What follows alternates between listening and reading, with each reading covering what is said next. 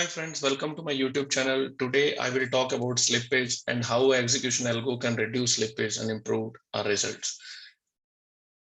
So I have divided this video into few small topics like what is slippage, why it is important to invest time in execution algos, limit versus market orders, why order in the system SLM is not always a good idea, importance to include order execution in your backtest, order slicing, which is one way to improve your average price or improve your entries and exits, and how to incorporate this in your backtest, limit orders, and how to incorporate this in your backtest, and how I decide a slippage strategy and backtest it. So basically, I'll take a simple example and how to backtest that with an execution logic and how to execute it after that.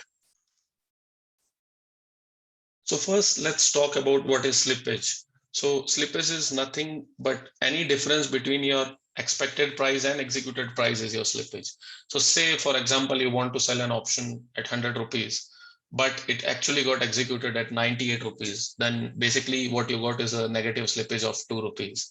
And similarly, if you want to sell an option at 100 rupees, but it actually got executed at 102, then what you have actually got is a 2 rupee of positive slippage. Now let's talk briefly about what is a limit order versus what is a market order, right? So market order is nothing but when you place a market order, it guarantees you execution, but not the price. So you end up getting whatever price somebody else has to offer, and you get your order executed at those price. While the limit order actually guarantees you price that basically you enter only when you get the fair price or the price which you expected, but it doesn't guarantee you execution. So most of the people who complain about slippage, or at least with whom I have interacted on Twitter, they basically enter at market and exit at market. And these are not the right way, or I mean, not the best way, according to me, to enter and exit. So now let's talk about why order in the systems, SLM order especially, is not a good idea, right? So this is just my view. Again, it depends, and I will cover when it is a good idea and when it is not a good idea. So most of the people who place SLM order in the system, they feel that since their order is in the system and it is a market order, it is safe, right? And they can forget about this thing and they can just leave. So many people are saying, right, that they sell an option, put a stop loss, and just leave for the day and wait. Either a stop loss is hit or the order is auto squared off at 315. But we have seen many times that even SLM orders can get cancelled, especially in options, because of the option out of the range reason for the options. And that's why I feel that if there is no guarantee of such orders to be executed for option selling or buying strategies, then it doesn't make sense for us to put this SLM order, always get the worst possible pricing during the spikes, and still the execution is not always guaranteed. Now let's talk about why it is important to include order execution algorithms in your backtest as well. So what I mean by this is that when we incorporate execution algo, we should also try to backtest it, because every system's sensitivity to different execution algos are different, right? And only for your system, how a particular type of execution will work, you can decide after you can backtest it. So obviously, since we don't have BDASK data for backtest, we can't backtest it properly, but at least I do something to model it in a crude way, which helps me in at least get some idea of how a particular execution algo will perform for this particular system. So the first type of execution improvement one can do is by slicing their orders. And what I mean by this is, let's say somebody wants to sell 200 lots. Rather than selling 200 lots in one order, what they can do is they can sell 200 lots by selling one lot for 200 times, or they can do 2 lots for 100 times, or they can do 10 lots for 20 times, and so on and so forth. And they can give some gap between the two orders, let's say for 1 second, right? So the variables here to consider is how much you will divide and how much gap you will give between multiple orders. So when somebody is slicing their orders, I have a way by which you can backtest how your slicing will perform, right? So the first method needs tick data, right? So if you have a tick data and say you got a signal at 9:30 and your plan is to place 60 orders at the 1 minute interval, then rather than assuming that you will get the closing price of 9:30, you should expect that you will get a average price of the next 1 minute, all the ticks what you get, right? So let's say you got 100 ticks in next 60 seconds, then you should take the average of these 100 ticks which you got in next 60 seconds, and that can be an approximation, right, of what price you will really get if you slice your orders into 60 different orders which are 1 second apart and get executed in next 1 minute. So when you model this slicing logic, which I just told you, into your backtest and your results are satisfactory, then you can take it live, right? And then you can slice your orders without getting worried about that, hey, if the price moves too much in next 1 minute, then I will get the best pricing or worst pricing, because you have already backtested the slicing.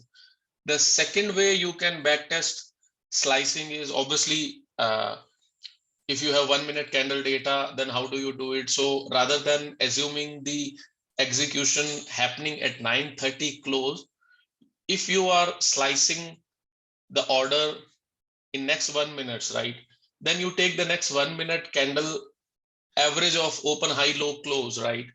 And you assume that your entry will happen at the average of next open, high, low, close, right? And then if your results are satisfactory, then you can incorporate a slicing algorithms into your execution engine.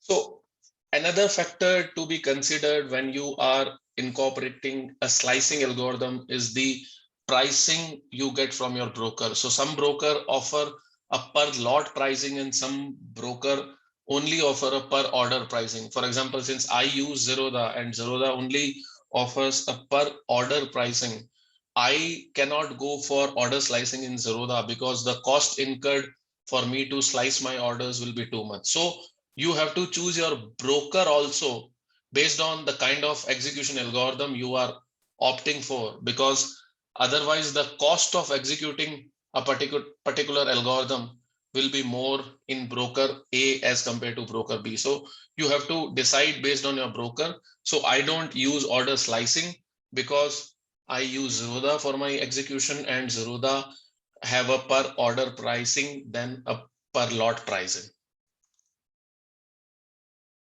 So now let's talk about the limit order. This is something what I do, how I have incorporated this in my backtest, right? And then I can take an example of how I execute it in the live market, right? So let's say I want to sell an option in 100, right? And I will put a limit order at 100 when I get a signal, right? Obviously, since it's a limit order, the execution is not guaranteed, right? So what somebody will do is he or she will constantly check the status of this order which they have placed. Say, for example, they have placed 100 lots to sell at 100 rupees. Then for every 2 seconds, for example, they will check the status of this order, and they will check how many of these 100 lots have been filled, right? And then they can modify the limit price to a new price, right? And that new price again can be chosen based on a fixed width from your first limit, or you can choose the market depth bid ask to put a new limit, right? And ultimately, if you are not getting a fill, right, then you can obviously place a market order in the worst case situation. So what are the variables here, right? The first variable is how much time you wait before changing the limit of your limit order, right? How much should be the new limit, right? And then what should be the new limit, right? For example, should I use the bid or the ask or the best midpoint of the bid or ask, or I should use a fix delta or some kind of increment by which I will increase or decrease my limit. So these are the variables to be considered. So I will take an example of option selling, right? So what I do is, say, for example, I have sold an option at 150 and my stop loss is at 200. So since I have 1 minute of option data, I keep on checking any 1 minute candle high which crossed the 200, right?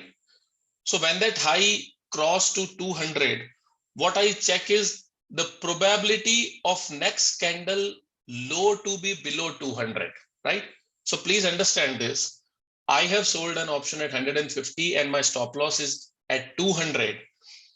Whenever in my back test, I see a candle's high crossing 200, I see the next 1 minute candle low to be below 200, right? What is the probability of that happening?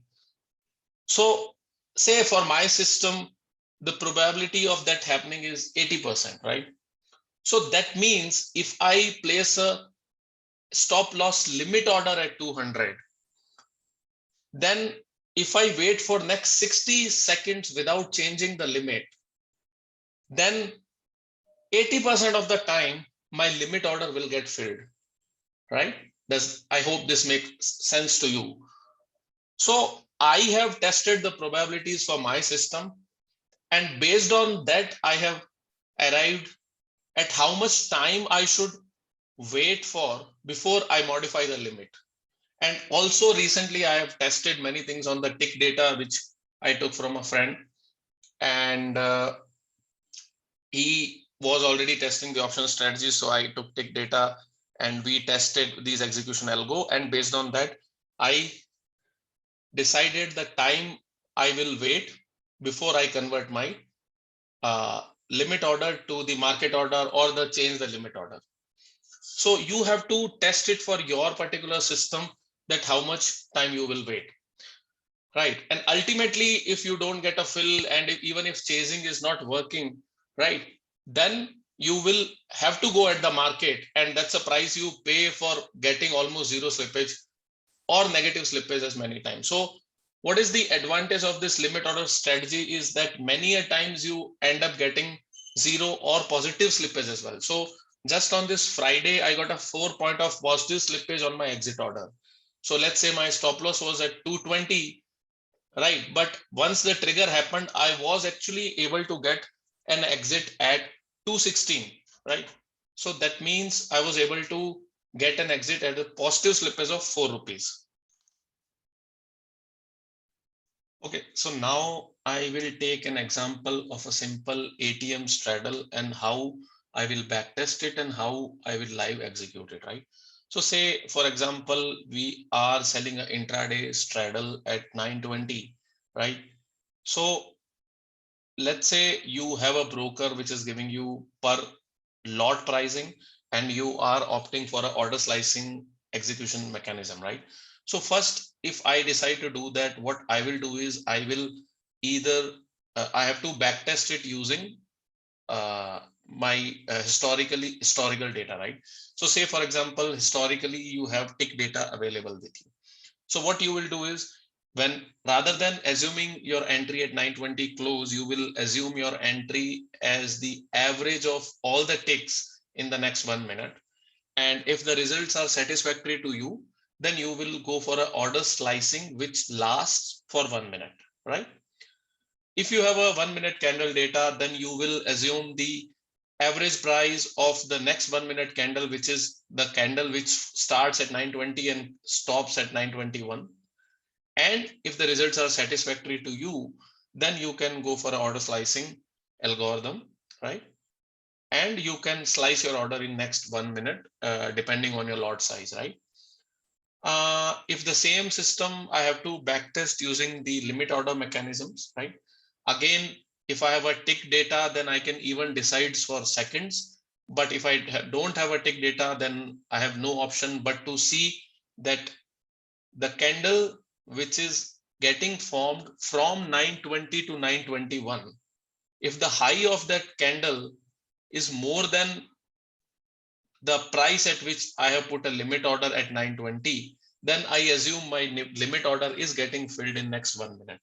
If not, then I have to go for the market. So you have to backtest using this logic, right? And then if the results are satisfactory to you, then you can go ahead with the live execution, right?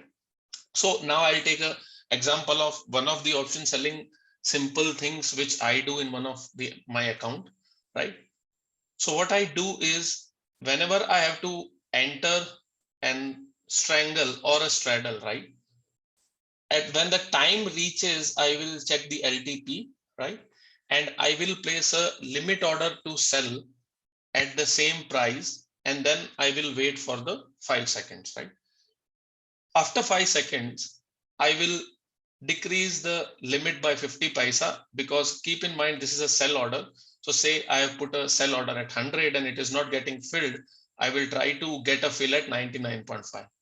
So that way I will do it 5 times by reducing the limit of 50 paisa. And ultimately, if I still don't get a fill or few of my lots are not filled, I will enter the remaining lots at the market, right? So say now, since I've entered into the position, I have a stop loss at 150, right? So I will put a SLL order at 150, right? And I will keep monitoring the tick by tick data of the instrument, this instrument, say for example, the call or put. And whenever I see a tick beyond 150, right, I know that my stop loss has or should have been triggered, right?